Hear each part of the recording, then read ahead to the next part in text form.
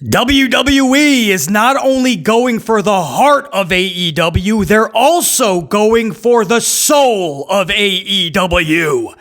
With recent reports of a very real possibility of Chris Jericho returning to World Wrestling Entertainment. Word within the company is they want Bryan Danielson to make his return as well.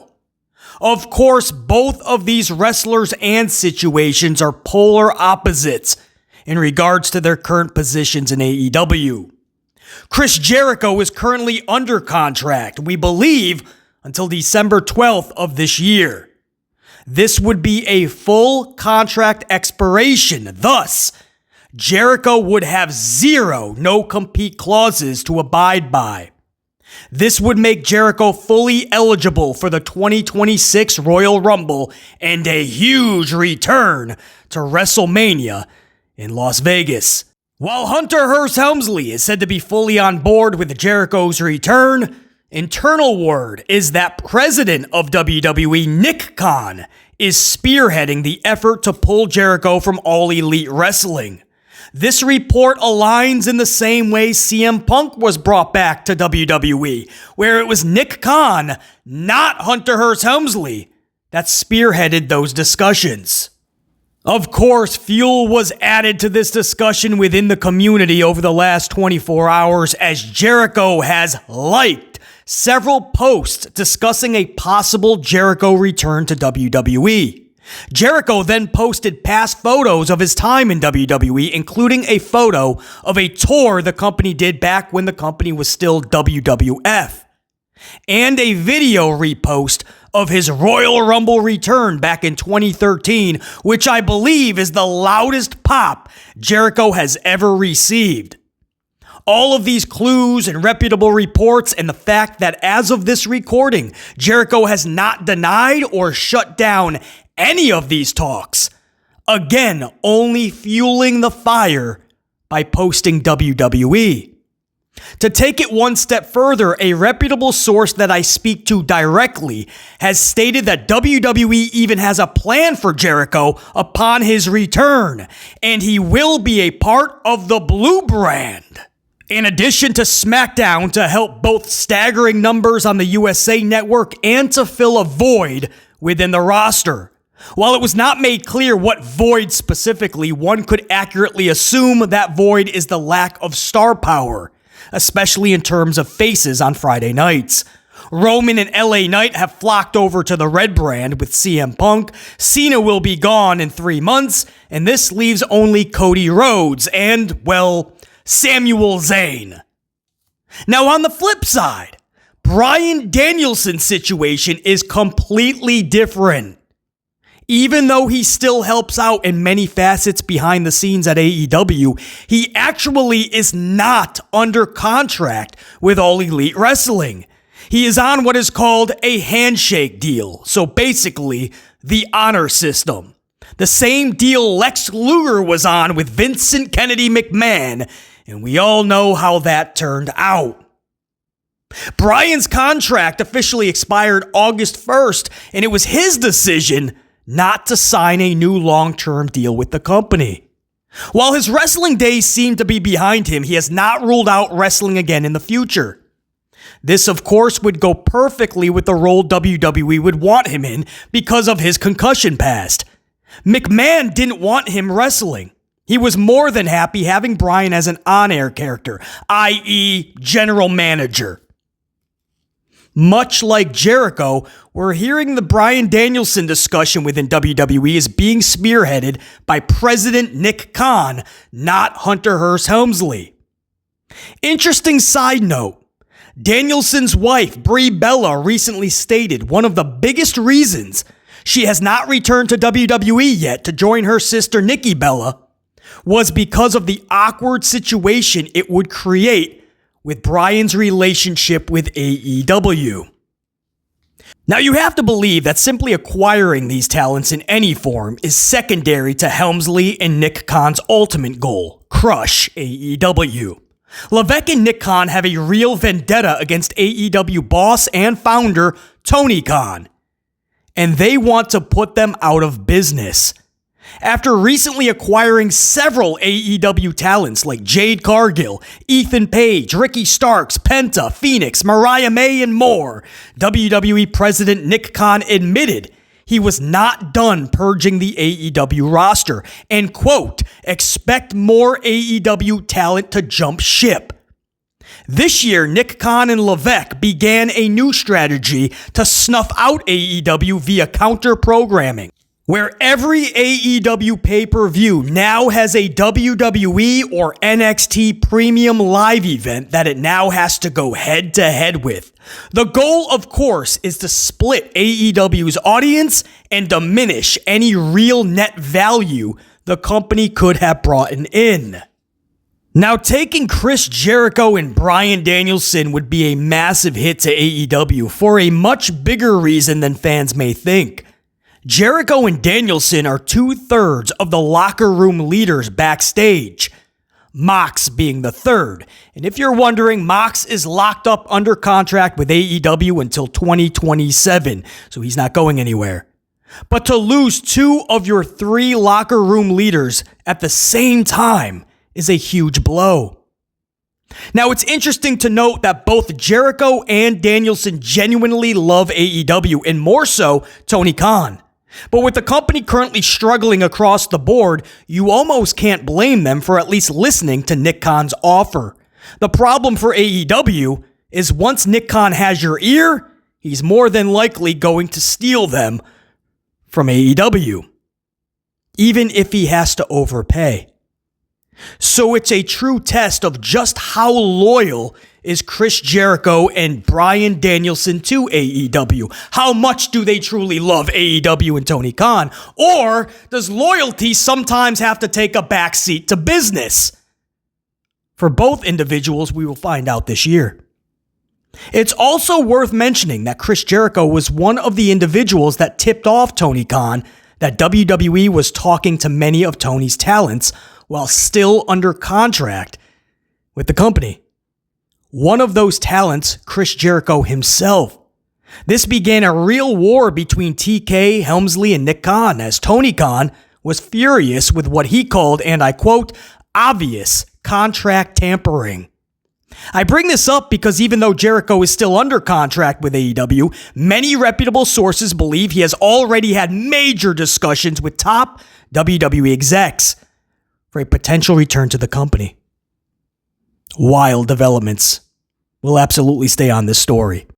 And before we wrap up this upload, I do feel it's important to add on to this discussion. Word around the campfire is that the USA Network is not happy with the numbers WWE is bringing in for its Friday night Smackdown show.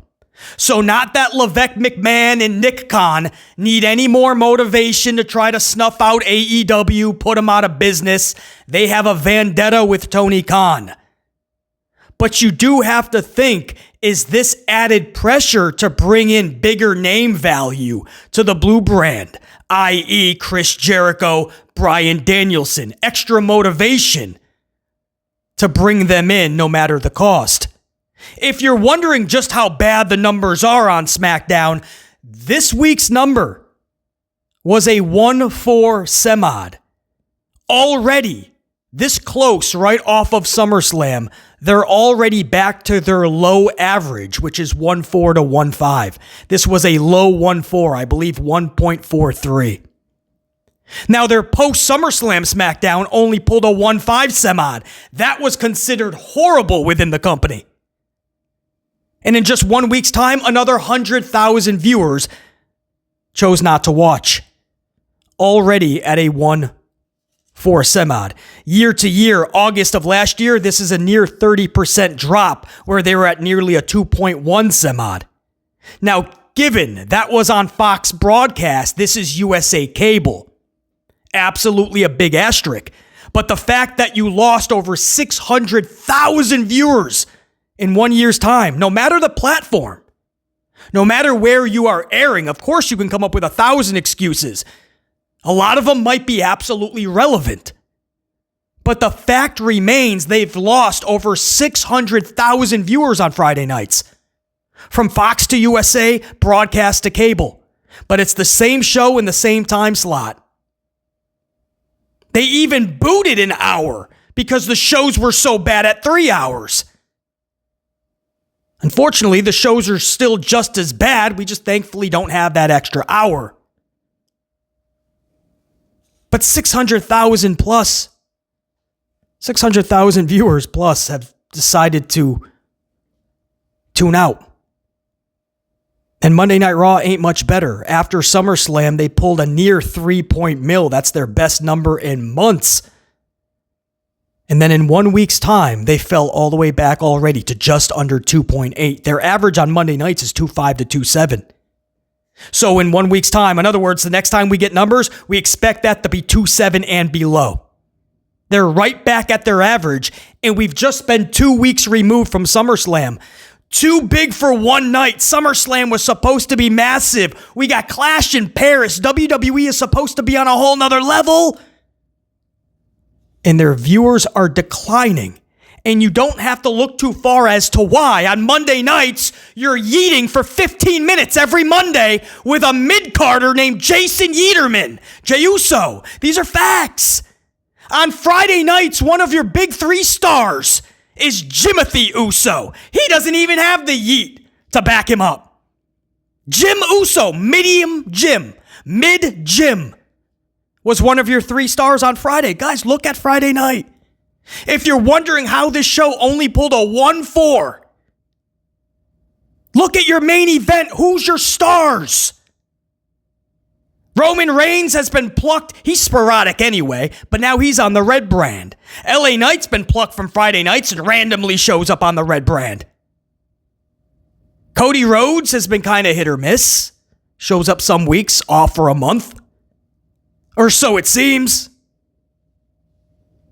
But without a Cody Rhodes, you're stuck with who? Jimmy Uso and Jacob Fatu. Those were your big stars with Samuel Zayn this week. If those are your big 3, you can't go from Hulk Hogan, Randy Savage, and Ultimate Warrior to Steve Austin, Rock, Undertaker, to Cena, Randy Orton, Brock Lesnar, that whole ruthless aggression, to Sami Zayn, Jimmy Uso, and Jacob Fatu on Friday nights. You can't do it. Jacob Fatu has all the potential in the world to be a main eventer and a big star, but he's not there yet. He's a mid-carder. Jimmy Uso for sure is a mid-carder. In fact, he's a tag team guy. Samuel Zayn, like it or not, he's a mid-carder. And those were your top stars. We were supposed to wait 2 hours after that opening segment just to watch these 3 supposed top faces in the main event. And you wonder why fans chose to say no thank you? BC's just giving you facts, guys. Even if you love these wrestlers, that's great. If you're wondering why the numbers are going backwards and why fans are not watching, they don't have the star power. And the stars that they do have, they're not being utilized correctly. Even Roman Reigns, he feels like he is lacking what made him special the last several years. Hunter Hearst Helmsley, it feels he's going out of his way to ruin the mystique that Roman Reigns has had for years. Roman Reigns' music hits, he doesn't feel as special. LA Knight, he has tried every which way under the sun to ruin LA Knight's momentum. But we'll still yeet for 15 minutes every Monday. It's a big concern within WWE. And if word is correct, what we are hearing, that USA Network is not happy, then this could be even more added motivation to bring in a Chris Jericho and a Bryan Danielson. And what Nick Khan said, if that ends up coming to fruition, many more AEW talents. It's interesting because for so long, Nick Khan and Helmsley, they put their noses up in the air. Helmsley's, of course, would go much higher. That's another story. But they always kind of discredited AEW. They never looked at them or called them competition. They laughed at them. But if they're not competition, you sure do want a lot of their talents. Interesting how they say they're not focused on AEW, but they really are going out of their way focusing on AEW. Making sure they locate every single pay-per-view that they're going to be on so that they can counter-program. Making sure that they're getting any and all talent. When contracts are up for AEW, they want that talent. But right now, WWE has to look internally at themselves because Netflix, we already know, is not happy. This is not what Netflix thought they were spending billions on. For a show that is globally pulling in 2.5 to 2.7 on average. That's their average. They can reach 700 million people now that they're on Netflix. And they only bring in 2.5 to 2.7. Where's the other 697 million potential viewers? And by the way, that's full week of viewership, not just one night. A full week of viewership is tallied. Domestically, they can't even break a 1.5. Can Chris Jericho and Bryan Danielson turn the tide for WWE and move that needle? I feel these are Band-Aids still, because until you get to the root of the issue, which is Hunter Hearst Helmsley and his lack of creative, these are all Band-Aids. You can bring in any and everybody, every big name. It could be a headline for a week or a month. But eventually the creative, the booking of said superstar, that's going to take center stage. And if it completely sucks, then it was all for nothing and the needle will not move, or at least not in the direction you want it to. The needle is certainly moving. It's just going backwards.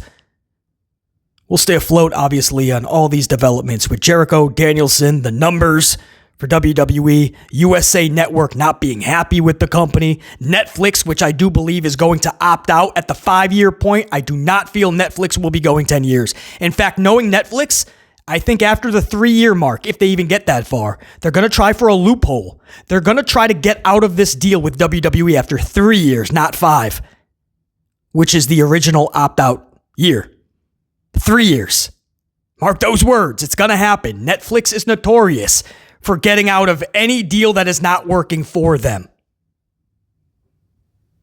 And these numbers are telling me that Netflix has to be furious with this company, and I'm glad to hear that USA Network has finally had enough. Until next time, and there will be that next time, Unit Salute.